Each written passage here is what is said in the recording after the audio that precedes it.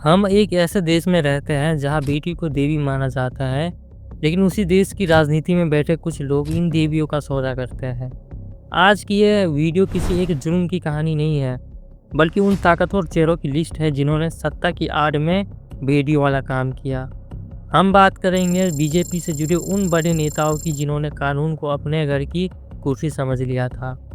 आज हम पर्दा उठाएंगे हरिद्वार की अनामिका शर्मा, ऋषिकेश की अंकिता भंडारी, उन्नाव के कुलदीप और कठुआ के उन काले कारनामों से जिन्हें सुनकर आपकी रूह कांप जाएगी। क्या ये सिर्फ इत्तेफाक है कि हर बड़े रेप केस के पीछे किसी न किसी नेता का झंडा निकल आता है, या फिर सत्ता का नशा इंसान को दरिंदा बना देता है?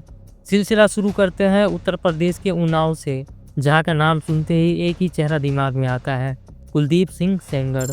सेंगर सिर्फ एक नेता नहीं था, वो उस इलाके का एक बड़ा बाहुबली और बीजेपी का 4 बार एमएलए था।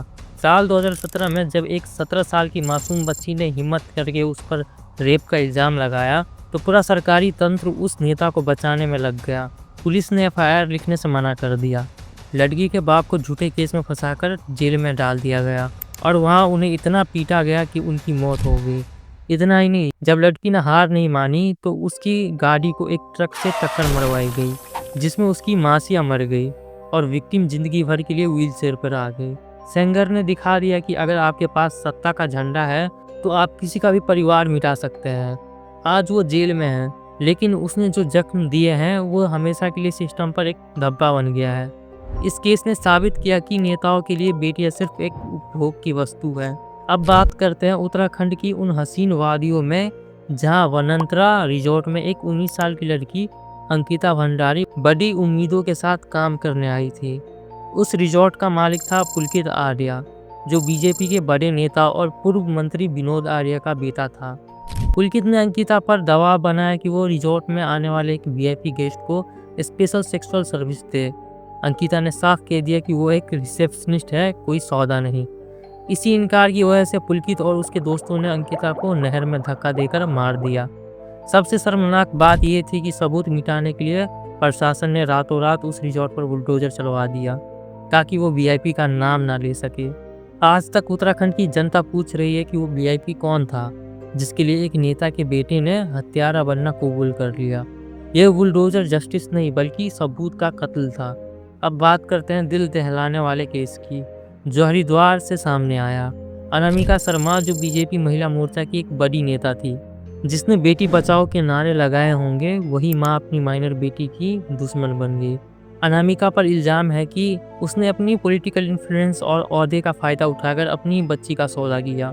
वो अपनी बेटी को होटल्स में ले जाती थी, उससे नशा देती थी और अपने बॉयफ्रेंड सुमित पटवाल और दूसरा असरदार लोगों से उसका गैंग रेप करवाती थी।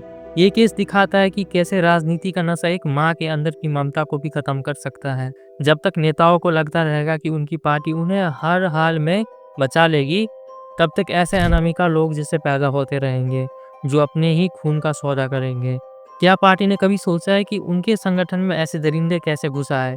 अब हम बात करेंगे जम्मू कश्मीर के उस केस की जिसने पूरे विश्व में भारत का सर शर्म से झुका दिया, कठुआ केस। एक 8 साल की मासूम बच्ची को मंदिर में बांध कर रखा गया, उसके साथ दिनों तक गैंग रेप हुआ और फिर उसे बेरहमी से मार दिया गया। लेकिन इससे भी बड़ी शर्म की बात तब हुई जब उन दरिंदों के सपोर्ट में तिरंगा यात्रा निकाली गई। इस यात्रा में बीजेपी के 2 बड़े मंत्री चंदेर प्रकाश गंगा और लाल सिंह शामिल थे। उन्होंने खुलेआम रेपिस्ट का पक्ष लिया और पुलिस पर दबाव बनाया। सोचिए, जिन नेताओं को कानून की रक्षा करनी थी, वो एक 8 साल की बच्ची के रेपिस्ट के लिए सड़कों पर उतर आए।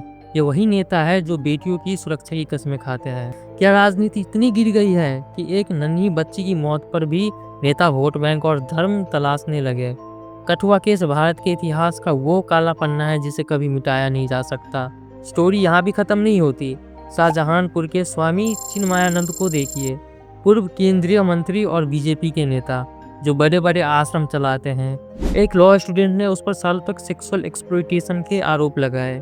उसने वीडियोस दिखाए, सबूत दिए, लेकिन सिस्टम ने क्या किया? उल्टा उस लड़की को ही एक्सटॉर्शन के झूठे केस में फंसाकर जेल भेज दिया गया। जब तक मामला सुप्रीम कोर्ट तक नहीं गया, तब तक चिन्मयानंद को छूना भी नामुमकिन था। यह है हमारी सत्ता का असली चेहरा। यहाँ विक्टिम को ही अपराधी बना दिया जाता है, ताकि नेता की कुर्सी सलामत रहे। इन सभी केसेस में एक ही पैटर्न नजर आता है, चाहे वो उन्नाव हो, कथुआ हो, ऋषिकेश हो या हरिद्वार। हर जगह अपराधी का कनेक्शन सत्ताधारी पार्टी से था। हर जगह पुलिस ने पहली विक्टिम को ही डराया और नेताओं को बचाया। सवाल यह है कि बीजेपी या कोई भी पॉलिटिकल पार्टी ऐसे लोगों को अपने यहाँ जगह ही क्यों देते हैं? क्या वोट्स की कीमत बेटियों की इज्जत से ज़्यादा हो गई है? जब तक ये वीआईपी कल्चर और नेता का बेटा वाला रोब खत्म नहीं होगा, तब तक कानून सिर्फ गरीबों के लिए रह जाएगा और अमीर ताकतवर लोग रिजॉर्ट और होटल्स में बेटियों का शिकार करते रहेंगे। हम सरकार से ये पूछते हैं, क्या आपका अंत्योदय यही है कि आखिरी बेटी की चीख भी दबा दी जाए? हमारी वीडियो सिर्फ सवाल पूछने के लिए है, हम किसी पार्टी के खिलाफ नहीं हैं। हम उस सोच के खिलाफ है जो किसी को इतनी ताकत दे देती है कि वो किसी की ज़िंदगी से खेल सके। अनामिका शर्मा, पुलकित आर्या, कुलदीप सेंगर और चिन्मयानंद सिर्फ चेहरे हैं, असली दुश्मन वो सिस्टम है जो इन वीडियो को पालता है। इंसाफ सिर्फ तब नहीं होता जब किसी को जेल भेजा जाए, इंसाफ तब होता है जब किसी बेटी को नेताओं से डर ना लगे बल्कि उन पर भरोसा हो। आज हमें ये सोचना होगा कि क्या हम वाकई बदल रहे हैं या सिर्फ नाराओं के पीछे असलियत छिपा रहे हैं।